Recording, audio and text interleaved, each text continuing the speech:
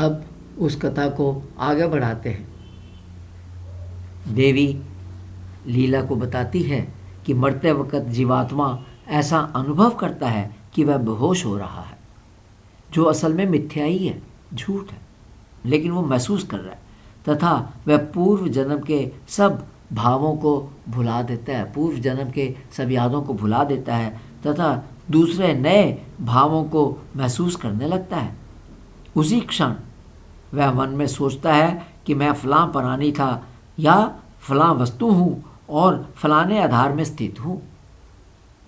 हालांकि वह उस वक्त परमात्मा में जीवात्मा के रूप से स्थित होता है, परंतु उसके मन में वैसा संस्कार पैदा होता है, उसके मन में जैसा शरीर स्थित होता है, उसके विचारों में जैसा शरीर की भावना होती है, उसी या वैसे ही शरीर को वो देखता है और समझता है कि मैं इस पिता का बेटा हूँ, इतनी मेरी उम्र है, इतना मेरा भाई बहन है, वगैरह वगैरह। मृत्यु रूपी बेहोशी टूटने पर जीवात्मा को शीघ्र ही सारे लोगों का पूरी तरह से भान होने लगता है। जो कार्य उसने नहीं किए वह कार्य भी इस तरह याद आने लगते हैं कि उन्हें मैंने ही किया है। इस तरह ये जगत सिर्फ कल्पना मात्र ही है, सिर्फ ब्रह्म ही अपने आप में स्थित है। ये सुनकर लीला बहुत हैरान हुई। वह देवी से बोली कि मैं उस गांव के घर को देखने जाती हूँ जहाँ वशिष्ठ ब्राह्मण रहता था अपनी पत्नी अरुंधति के साथ। देवी ने कहा, तुम ज़रूर देख सकती हो, परंतु उसके लिए तेरे को देह अभिमान अर्थात देह का अहंकार छोड़कर पवित्र होना पड़ेगा, अर्थात अपने अहंकार को निकालना पड़ेगा। और दूसरी बात, चेतन ब्रह्ममयी आकाश रूपनी बनना पड़ेगा।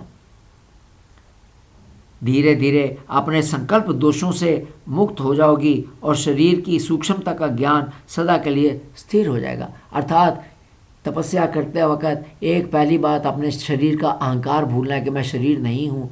दूसरी बात ये याद करनी है कि मैं सूक्ष्म शरीर हूँ। जैसे जैसे तपस्या होगी वैसे वैसे स्थूल शरीर का अभिमान खत्म होता जाएगा और अपने को सूक्ष्म शरीर, सूक्ष्मता का ज्ञान अपने अंदर स्थिर होता जाएगा। तब ये सुनकर लीला समाधि में बैठ गई और फिर समय आने पर उसे ब्रह्म ज्ञान प्राप्त हुआ। स्थूल शरीर को वहीं उसी महल में राजा के शव के पास छोड़कर वह सरस्वती देवी के साथ सूक्ष्म शरीर के द्वारा घूमने लगी। एक ब्रह्मांड से निकलकर दूसरे में गई और दोनों ब्राह्मण वशिष्ठ के घर में पहुंच गए।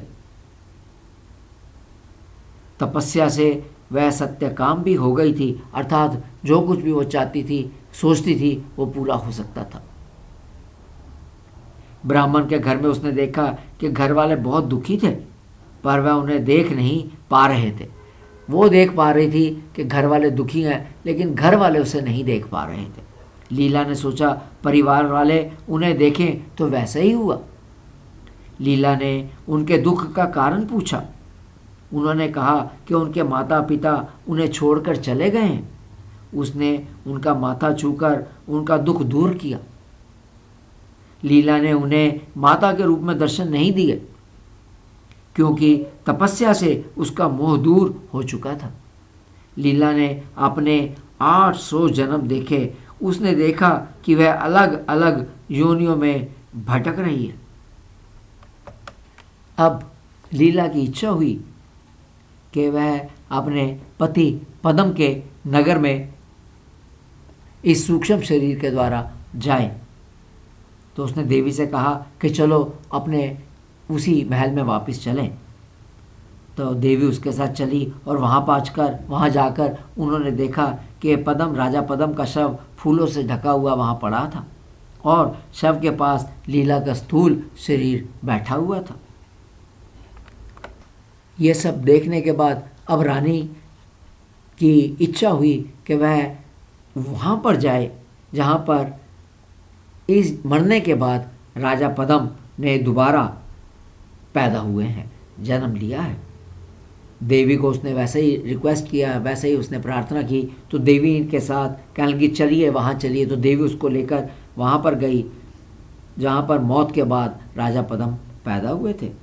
देवी के साथ वहाँ गई तो उसने क्या देखा, वहाँ पर उन्होंने युद्ध होते हुए देखा। वह राजा विदुरथ का राज्य था। राजा पद्म अब राजा विदुरथ के नाम से जाने जाते थे। दोनों ने विदुरथ के कमरे में प्रवेश किया। राजा सो रहा था। विदुरथ राजा सो रहा था। देवी ने संकल्प से राजा के मंत्री को बुलाकर राजा के बारे में पूछा। मंत्री ने कहा, राजा का वंश इक्ष्वाकु है। उसके पिता का नाम नमोरथ था।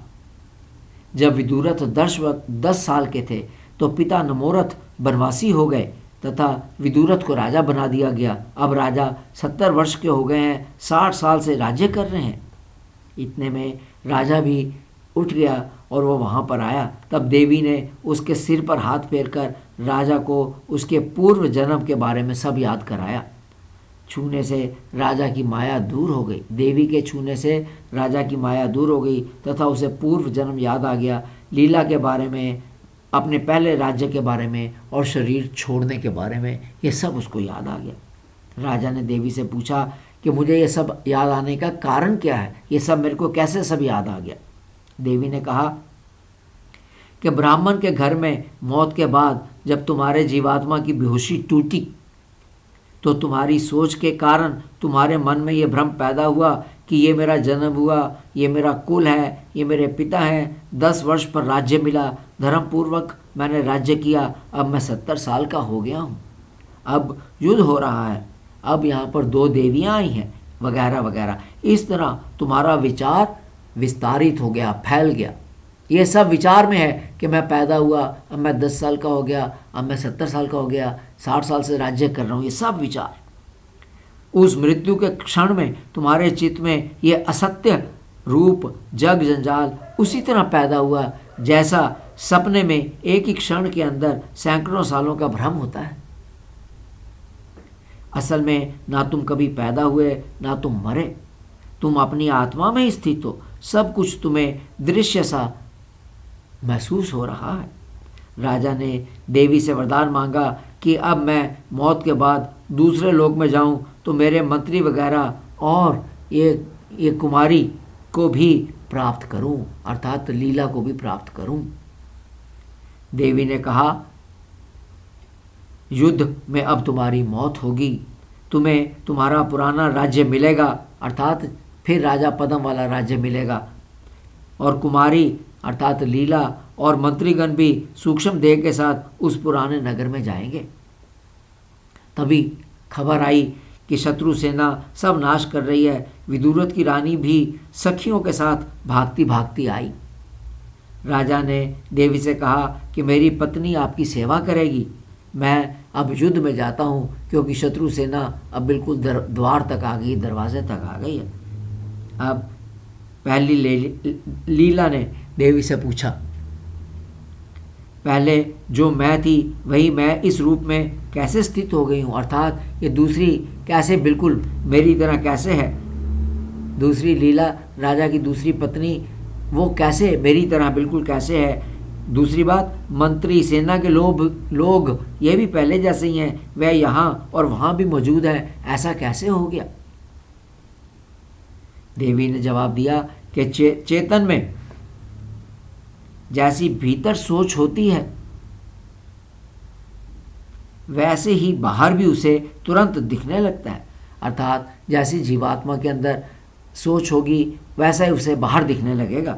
दूसरी बात, ज्ञान वृत्ति रूपी शीशे में जैसा चेहरा प्रतिबिंबित होता है, जहां जिस रूप में वो पैदा होता है वह वहां उस रूप में सदा प्रकट होता रहता है।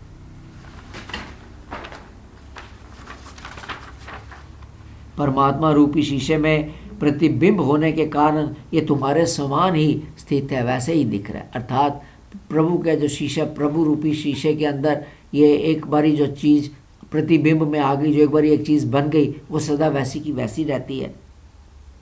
अब देवी बोली, अब विदुरथ रण में शरीर त्याग कर कर उस अंतापुरम में जाकर राजा पद्म के रूप में पैदा होगा। दूसरी लीला ने अर्थात विदुरथ की पत्नी ने देवी से वरदान मांगा कि जहाँ मेरे पति दूसरा जन्म लें वहाँ मैं भी उनकी पत्नी बनूं। इस भाग को यहाँ समाप्त करते हैं और इसे फिर अगले भाग में आगे बढ़ाएंगे। धन्यवाद।